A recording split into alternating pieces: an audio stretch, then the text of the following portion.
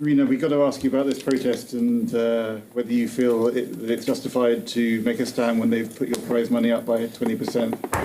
Well, yeah, it's a great start that they increased the prize money. It's amazing start, but if you look over the last 10 years, if you compare the prize money to 2016, it's kind of like the same because they went down.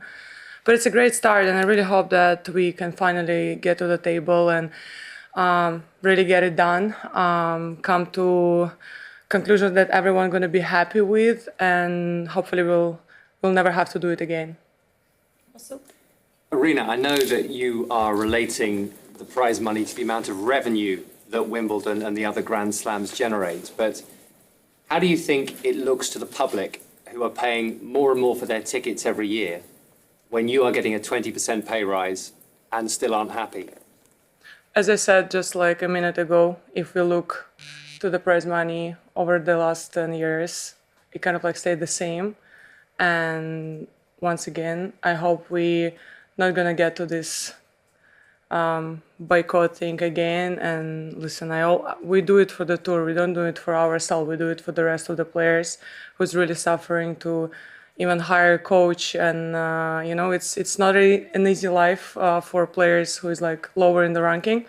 So we do it for them, and I really hope that the crowd, and I'm more than sure that the crowd understand us. And I mean, we're playing matches. We are there. We're competing. We're bringing the show now, and we're just limiting our media. We're just trying to really get to something that everyone's going to be happy with.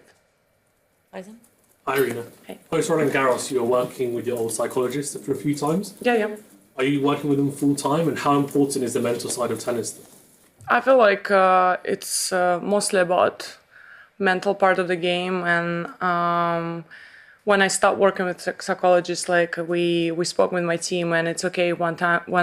At some point I'll have to get back to her, and that what happened. I contacted her. I didn't want to find someone else because you have to go through the whole story and you have to tell your whole story and make other person to understand you deeper. So I went to a person who knows me really well, and we are working again. I just feel like I need someone to throw all of my thoughts to and kind of like clear my head a little bit ahead of a big tournament. So I think it's really important. I mean, I have my team. We chat a lot, but sometimes you have things that you don't want to throw at your team at the same time. So I think it's really important to have someone you can talk to and you can feel safe with. Ben?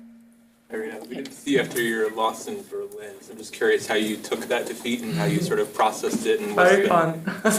what's been the moving on process, and how are you feeling just game wise?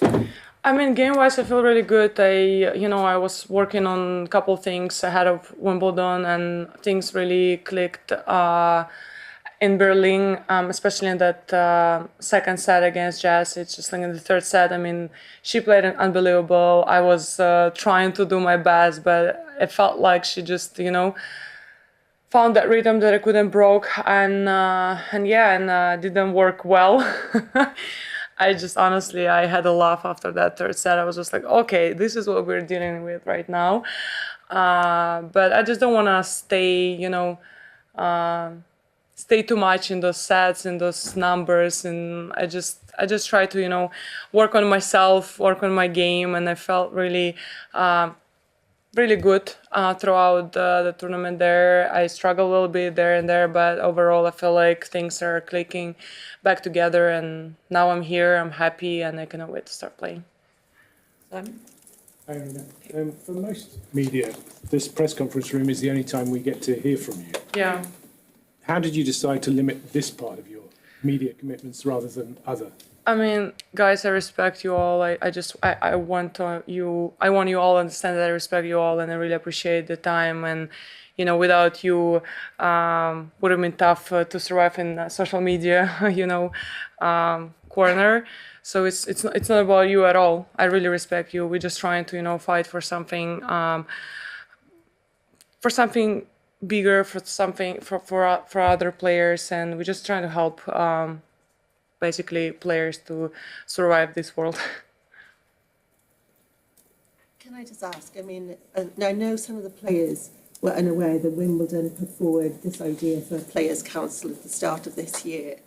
I just wondered, were you told at that point that it would happen? And also, do you feel that there's been some kind of breakdown of communications between your representatives and Wimbledon and not conveying things to yourselves? I don't think so. I think we all kind of like together. I feel like we're very well informed, and once again, I hope we're gonna sit at the table. We're gonna negotiate something, and we will never have to come back to boycotting media, boycotting any tournament. So I really hope to get to something good. Hi, Aryna. I'm sure you're aware that Elena has a chance to topple you at the top of the rankings if she performs well here in Wimbledon. I was wondering how much was it a cause for concern on your side? I mean, at this point in my career, I don't really focus on the ranking. I think I learned throughout the years that the moment you start focusing on your ranking, things gonna slip away. How you say? Slip away. That's how you say, right? Oh my God, sorry guys. So I'm just like focusing on myself, and I mean, whatever she's gonna do here, it's her life, it's her story. I'm focusing on myself and my story, and I mean, hopefully by the end of this tournament, I can stay on the top of the game. Matt? At the end of Roland Garros, the last thing, at some point you said, like, right now I just feel like quitting tennis. Yeah. How long? It's just like I understand. Look, stupid question, stupid answer. Like, how do you feel now? Of course, I felt like terrible. How long did it take? How long did it take you to not feel like quitting tennis, and how do you get there? Couple packs of chips, some sweets, and I'm good to go.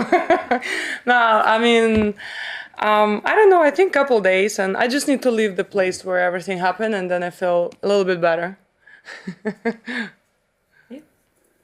I noticed that you didn't tease your kit in advance of this tournament. Did you ask Nike not to put your dress on sale to avoid the debacle from? Is it not on sale?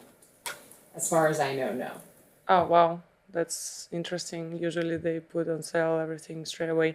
I just feel like that here there's nothing special. It's just the same dress, and whenever they decide to put it on sale, it's on them. But I always like to to reveal my dress and to put it on sale. I don't mind if other players, if other players buy it. For me, success. For me, tells something that people want to wear what I'm wearing, and it's actually good. I like seeing like players buying my dress, so it's a good sign. Last one, and sorry, unfortunately, I have to go. I'm so sorry, guys. 44-year-old Serena Williams making a comeback, hasn't played in 4 years. How far do you think she can get in the tournament? I don't know how far, but I'm super excited to see her play. That's incredible. Especially, I've heard that she said that she's doing that for her kids to see her play. They really get excited about that. So it's amazing what she's doing. And also, it's Serena Williams. Everyone was talking about that. It's just like she's bringing more eyes on tennis. So it's a good thing for tennis, and I'm really excited to see her play.